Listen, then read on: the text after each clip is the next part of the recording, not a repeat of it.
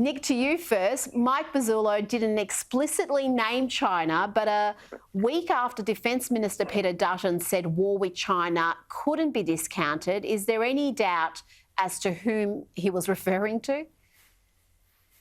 Who else is it going to be, Rita? I mean, we're not going to go to war with, say, Bhutan, are we? No, I mean, China is the nation that is behaving extremely aggressively, extremely provocatively, and projecting its force outside its sea lanes. And you look at this. 2 days ago, you saw President Xi at a big show and tell for the Australian Navy. The Chinese Navy down there in Sanyuan province, and they've been building up this blue water naval fleet for some time. It's quite formidable. What are they going to do? What are they going to do with it except project their power outside? And obviously, Taiwan is in their sights. Yeah, Alan, you've written extensively about China and emerging challenges across the Indo-Pacific. In your eyes, how likely is a conflict between the United States and China over Taiwan? Well, it's certainly a lot more likely than it was 5 years ago. When people ask me that question, I usually say it's probably gone from about 0.5% to probably about 25% now, which is a substantial increase. So the risk has clearly gone up. It's not a beat up, it's a real problem. And then there are two reasons for that. One, politically, President Xi Jinping has determined that this is his highest priority. He's 68 years old. So he's probably got the best part of 10 years to bring about the reunification of Taiwan by force if necessary. And he's on the record as having said that.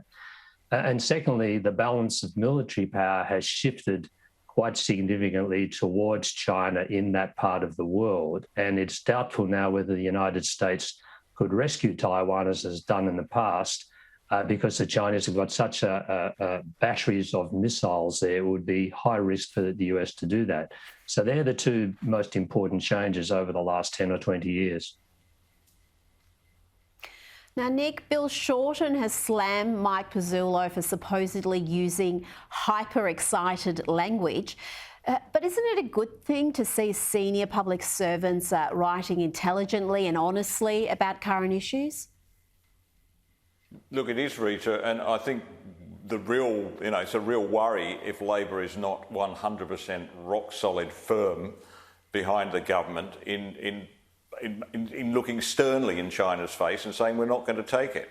This is what you worry about is a Labor government that might go weak on this. But I tell you what, there was an interesting poll done last week for ASPI, the Australian Strategic Policy Institute, and they found that 89% of Australians would support Australia going to the defence of an independent democratic nation with its allies if it was attacked by China. So there's clearly a lot of public support, a lot of public concern in that poll too, and on other measures about how concerned people were about China.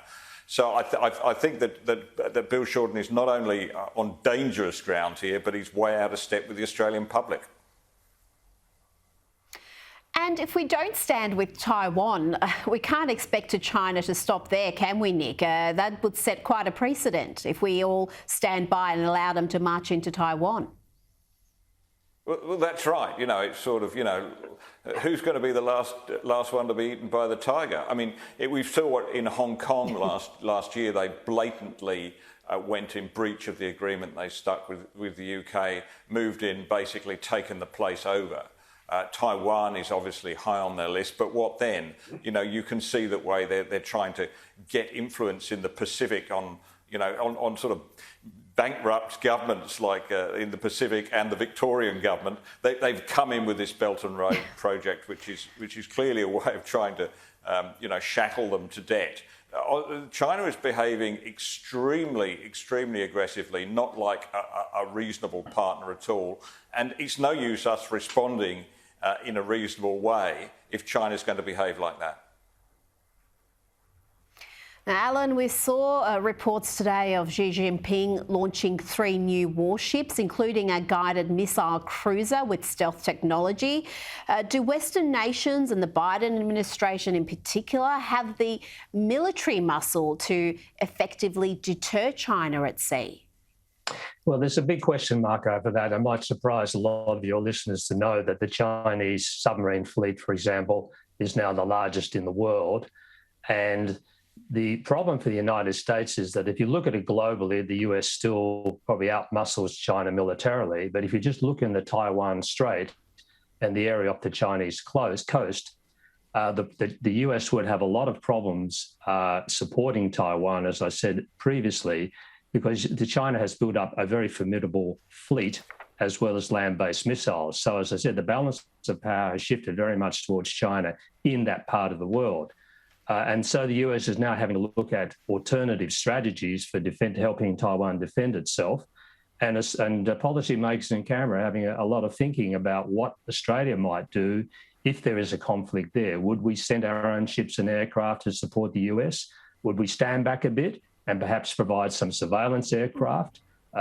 These are the questions that the Morrison government is now wrestling with. And it's a very complex situation because a lot depends on how the conflict plays out.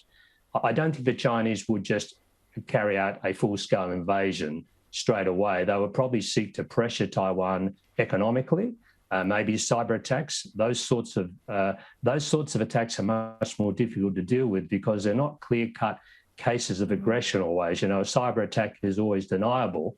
And so it's a much more complex situation for Australia to come to grips with. It's not just about sending our ships or aircraft there. We have to think a bit more in a more nuanced way about how we would respond in obviously collaboration with our friends and allies, including Japan. Absolutely. We've got to watch very carefully everything that's happening. Dr. Alan Dupont, Nick Cater, thank you so much for your time this evening. Pleasure. Thank you, Rita.